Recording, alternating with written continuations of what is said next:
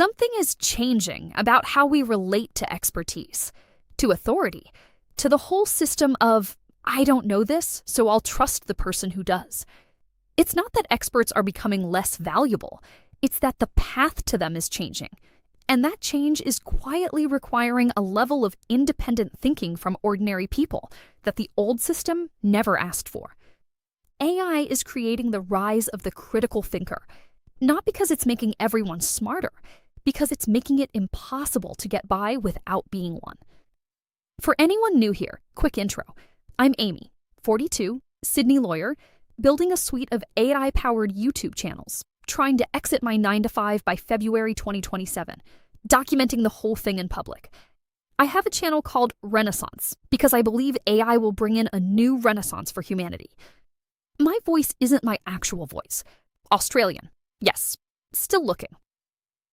For most of human history, you could get by without being a critical thinker if you were good at following systems. The institution did the thinking. The textbook was the source. The credentialed expert was the authority. The organization had a position, and you executed against it. The doctor told you what was wrong with you, and you followed the treatment plan. The financial advisor told you where to put your money, and you signed the forms. The lawyer told you what the contract meant, and you accepted or declined. Critical thinking wasn't eliminated from that system. It was outsourced to the peer review process that validated the textbook, to the professional liability that constrained the advisor, to the regulatory bodies that monitored the institution. You didn't need to evaluate the answer because you'd evaluated the source, and the source had its own error correction mechanisms built in. That system wasn't perfect, but it worked well enough that most people could navigate complex decisions without deep, independent analysis of every claim they encountered.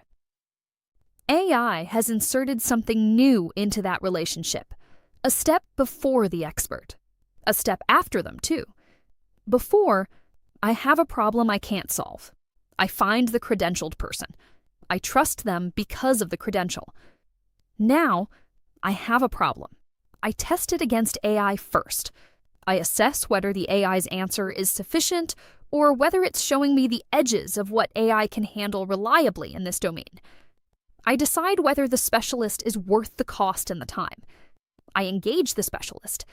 And then I can use AI to cross-reference what they told me against the broader landscape.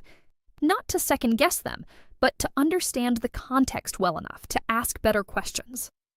That's 3 new critical thinking steps that didn't exist in the old model, and they require a kind of meta-intelligence that most people have never needed before.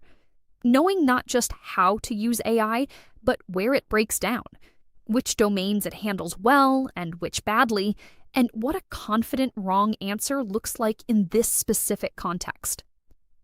Here's what I mean by a confident wrong answer, because I think this is the part of the AI conversation that gets underweighted.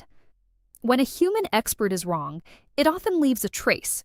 There's professional liability on a bad legal opinion. There's peer review on a published study. There's a reputation that suffers when the financial advice turns out badly. The error has consequences that attach to the source, which creates at least partial incentive toward accuracy. AI produces wrong answers that look indistinguishable from right answers. The hallucinated case citation reads exactly like a legitimate one. The incorrect statistic is presented with the same confidence as the correct one. There's no trace on the wrong answer, no liability on the model, no reputation damage when it's incorrect. I know this from my own professional practice. AI is extraordinary at legal summarization and analysis. It's also capable of citing cases that don't exist, attributing principles to judgments that don't support them, and synthesizing the law in ways that sound correct but aren't. The only thing that catches the error is knowing enough about the domain to recognize when something sounds wrong. The credential of the source, in this case Claude, tells you nothing about the accuracy of the specific output. The old authority model had built-in error correction you could partially rely on. The credential, the peer review, the liability, the reputation. These weren't perfect, but they created feedback loops that surfaced errors over time and constrained how wrong an expert could be before consequences arrived. AI doesn't have those feedback loops. The error correction has to come from you, which means you need to supply what the institution used to supply. You need to know enough about the domain to recognize when something sounds off.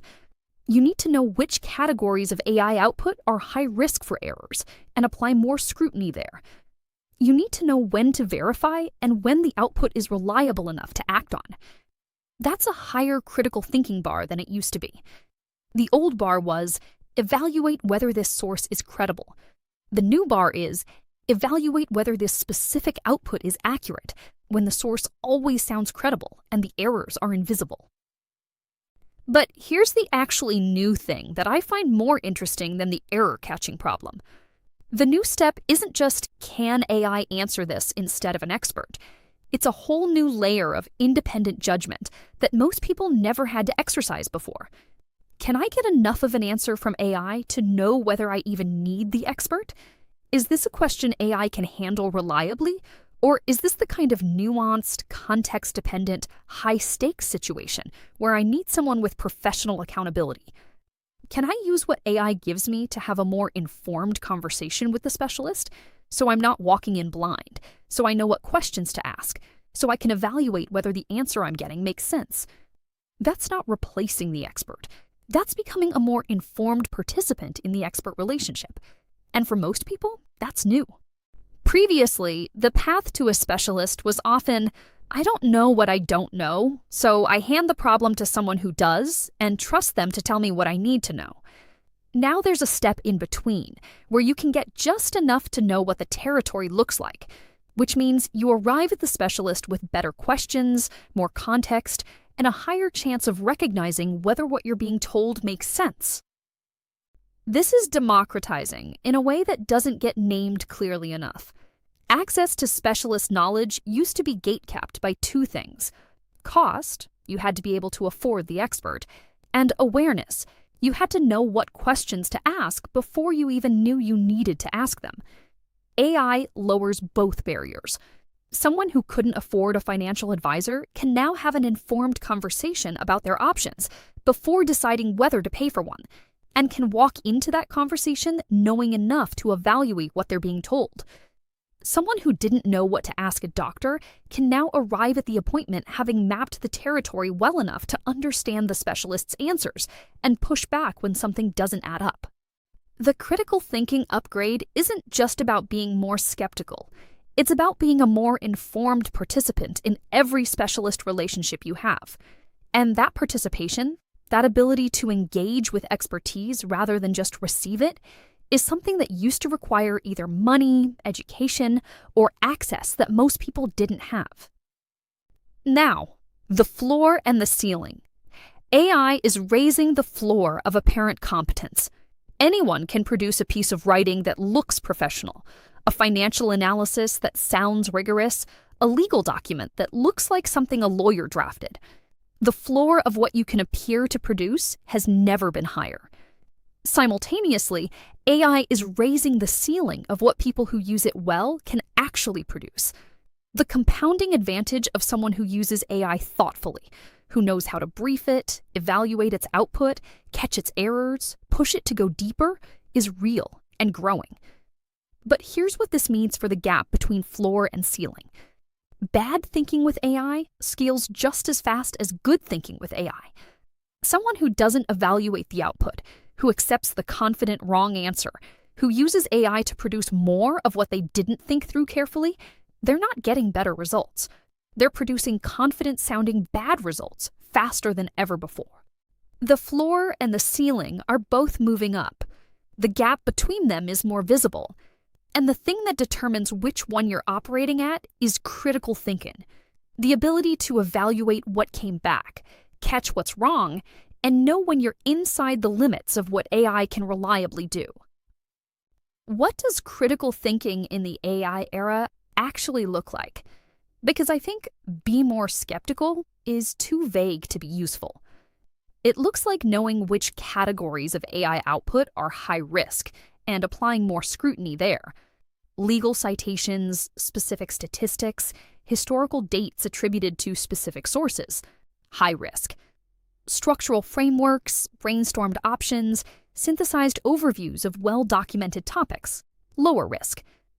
It looks like asking AI to surface its assumptions before it produces the output, not accepting the first answer as the final one. Knowing what questions to ask to probe whether the output is actually what you need. It looks like being able to recognize the shape of a confident wrong answer, which requires knowing enough about the domain to know what right looks like. That's not always possible, but it's the goal. And building domain knowledge, even partial domain knowledge, is more valuable in the AI era than it was when you could fully outsource the domain to the credentialed expert. It looks like the new step before the expert, the informed participant rather than the passive recipient. The person who arrives at the specialist relationship having done enough with AI to know what questions matter. The reason I'm building what I'm building is related to this. I spent 20 years inside a profession where critical thinking was structurally required. Every piece of legal analysis has to survive scrutiny from the other side. Every argument has to account for the counterargument. Every conclusion has to be traced back to its basis. You can't just assert, you have to establish. That's a form of critical thinking training that most professional contexts provide, but that most people outside professional contexts don't get. And I've watched AI make that kind of rigorous evaluation more important, not less, while simultaneously making it easier to avoid it. The people who will compound their advantage in the AI era aren't the ones who prompt the best or use the most tools. They're the ones who evaluate what comes back, who know when to push, who can recognize the gap between what the output says and what they actually need, who treat AI as a collaborator to interrogate rather than an authority to accept. That's the rise of the critical thinker, and it's happening whether people choose it or not. The difference is whether they're ahead of it or behind it. The gap between people who develop this capacity and people who don't is widening. It's not a moral judgment, it's a structural one. The tools available to both groups are the same. The difference is entirely in how they engage with the output.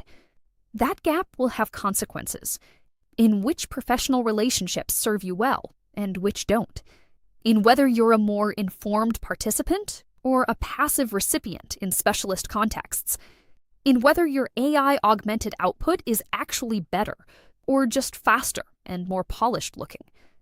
The rise of the critical thinker isn't optional. AI made it necessary. The question is just which side of it you're on. I'm Aimee. This is Renaissance. Now go play.